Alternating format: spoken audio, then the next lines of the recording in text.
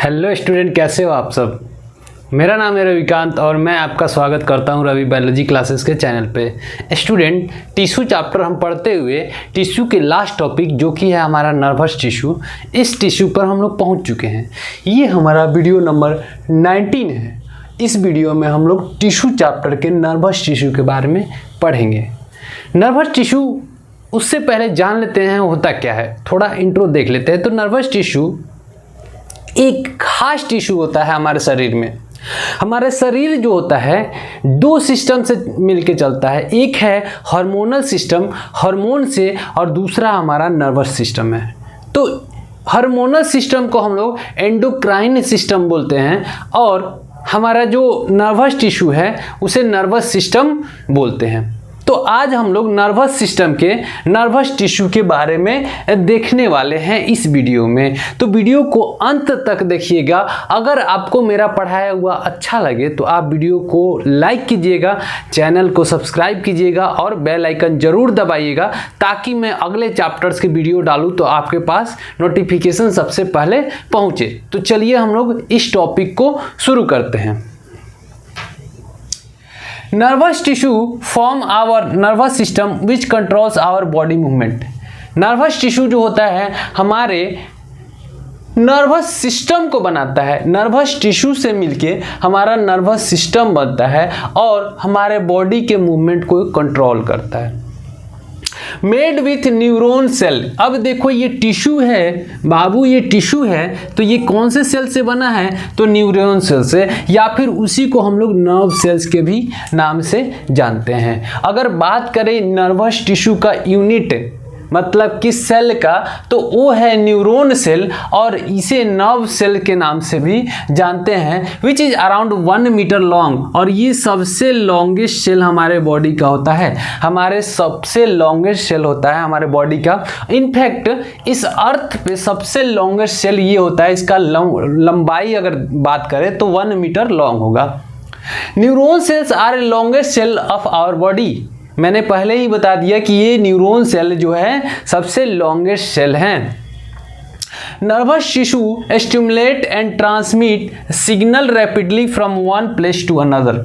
Neural tissue, nervous tissue का काम क्या होता है, तो सिग्नल को ट्रांसमिट करना वन प्लेस टू अनदर।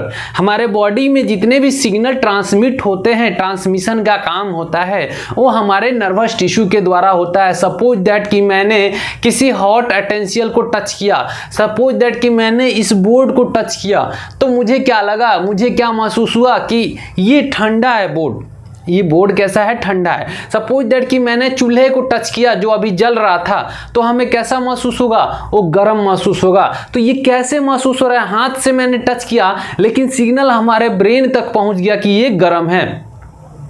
या हमने इस बोर्ड को टच किया तो वो ब्रेन तक सिग्नल पहुंच गया। कैसे, तो हमारा नर्वस टिश्यू है यही वर्क करता है, यही सिग्नल को ट्रांसमिट करता है, यही सिग्नल को हमारे टिश्यू, हमारे ब्रेन तक भेजता है। ओके, तो इसका काम क्या होता है, मैसेजेस को स्टिमुलेशन को ट्रांसमिट करना बहुत ही तेजी से from one place to another, एक जगह से दूसरे जगह। यानी कि हमने यहाँ से टच किया बोर्ड को तो सिग्नल हमारे यहाँ से ट्रैवल करके ब्रेन तक पहुँच गए, और ये भी बहुत शॉर्ट ऑफ टाइम में। तो ये बहुत ही रैपिडली वर्क करता है, सिग्नल को भेजता है। स्ट्रक्चर ऑफ न्यूरॉन्स का अगर बात करें तो सेल जो होता है इसका मतलब कि न्यूरॉन का अगर बात करें, न्यूरॉन सेल्स का बात करें तो इसमें मेनली 3 पार्ट्स होंगे। इसके सेल में मेनली 3 पार्ट्स आपको देखने के लिए मिलेगा। पहला आपका होगा सेल बॉडी। सेल बॉडी को एक और नाम से जानते हैं साइटोन, और साइटोन भी इसे बोल सकते हैं। तो सेल बॉडी पहला होगा। सेल बॉडी क्या होता है, तो cell body as it is जैसे सेल का बॉडी होता है किसी भी सेल का, इसमें न्यूक्लियस होंगे और अदर सेल ऑर्गेनल्स इसमें सिचुएटेड होता है, जैसे माइटोकॉन्ड्रिया हो गया, गोल्जी अपैरेटस हो गया, ये सारे इसके सेल बॉडी में सिचुएटेड होंगे। इसके आउटर मेम्ब्रेन से डेंड्राइट्स अराइज होगा।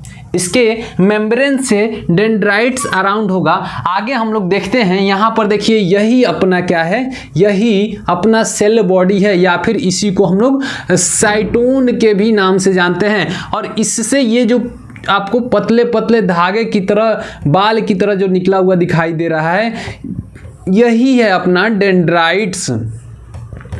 ये जो दिख रहा है आपको क्या है, ये डेंड्राइट्स। इसके अंदर न्यूक्लियस होता है और इसके अंदर ढेर सारे सेल ऑर्गेनल, जो जितने भी रिक्वायरमेंट है वो सेल ऑर्गेनल होता है। और इसके अंदर नीसेल्स ग्रेनुअल्स भी होता है। नीसेल्स ग्रेनुअल्स क्या होता है, तो यहाँ पर राइबोसोम होगा प्लस इंडोप्लाज्मिक रेटिकुलम होगा, ठीक है।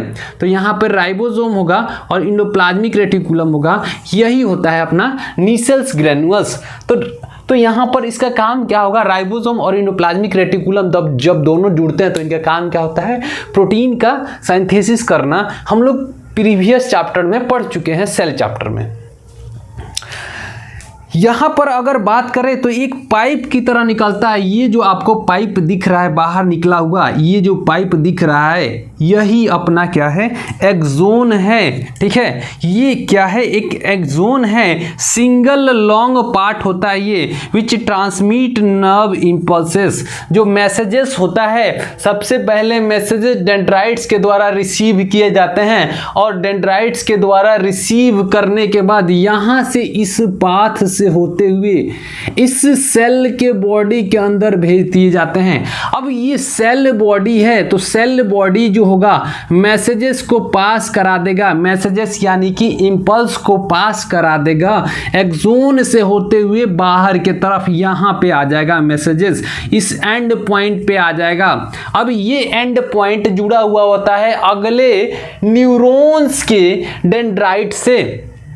मैंने क्या बोला, अगेन मैं रिपीट कर रहा हूं कि यहां से मैसेजेस रिसीव हुए, यहां से ऐसे ट्रेवल्स होते होते एक्सोन से होते हुए आपको यहां एक्सोन टर्मिनल पे आ जाएंगे और यहां पर एक्सोन टर्मिनल से फिर से उस मैसेज को आगे वाले न्यूरॉन के डेंड्राइट्स को दे दिए जाएंगे।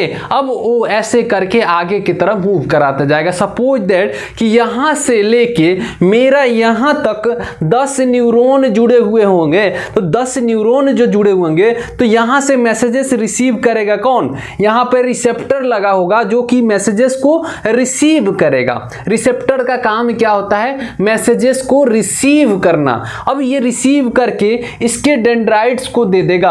अब डेंड्राइट्स क्या करेगा, यहां से फिर यहां से ट्रेवल करते हुए सबसे पहले साइटोन के अंदर जाएगा सेल बॉडी के, उसके बाद एक्सोन से होते हुए आपको एक्सोन टर्मिनल पे आएगा।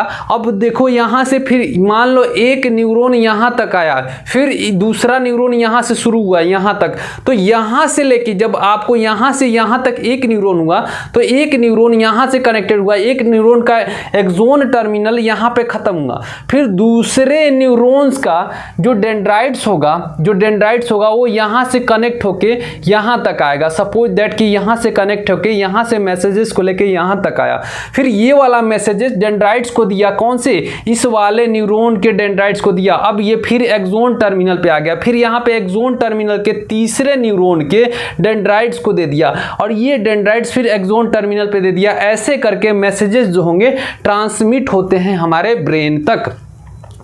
तो ये था हमारा ब्रेन में हमारा जो मैसेजेस होते हैं कैसे ट्रांसमिट होते हैं, उसी को हम लोग इंपल्स बोलते हैं। मैसेजेस जो ट्रांसमिट होते हैं उसे हम लोग इंपल्स बोलते हैं।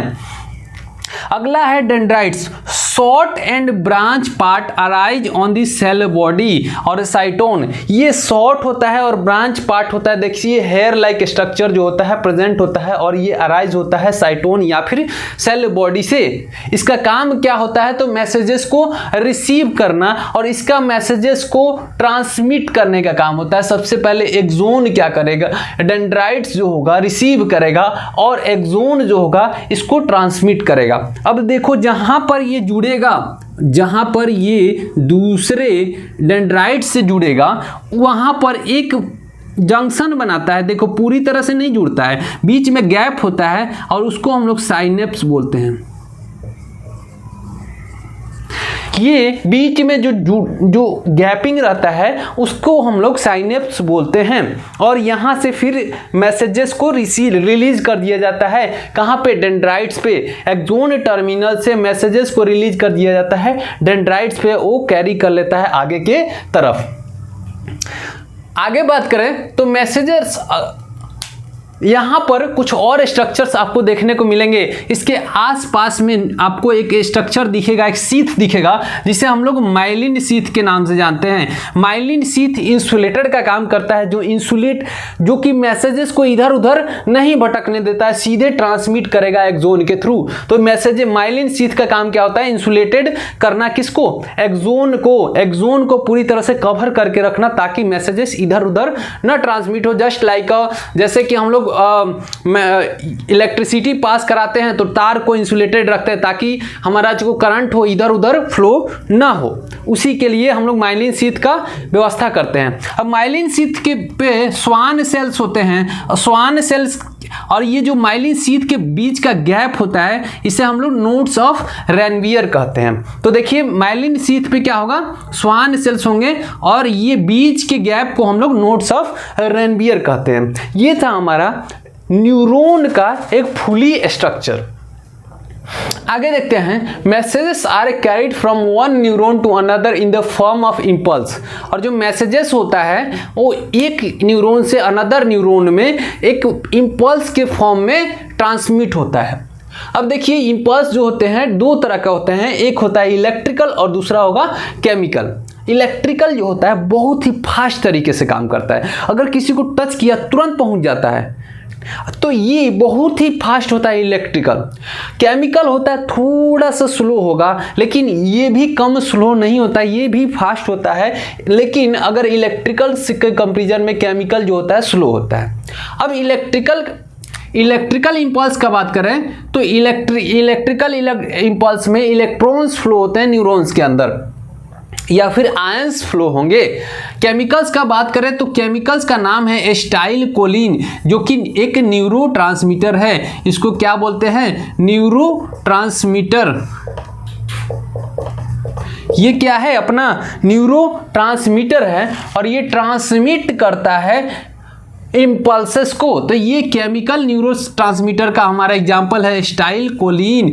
एसिटाइलकोलिन को शॉर्ट फॉर्म में लिखते हैं ACH। ये है एसिटाइलकोलिन, और ये केमिकल न्यूरोट्रांसमीटर है। इलेक्ट्रिकल जो हो गया अपना आयंस वगैरह होंगे।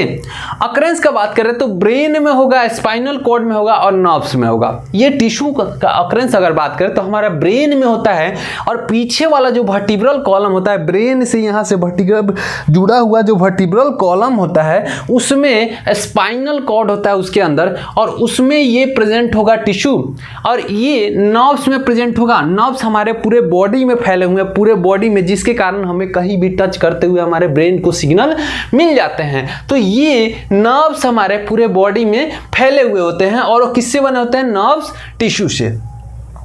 फंक्शन का बात करें तो सेंस स्टिमुली। स्टिमुली क्या होता है? Outer changes in environment.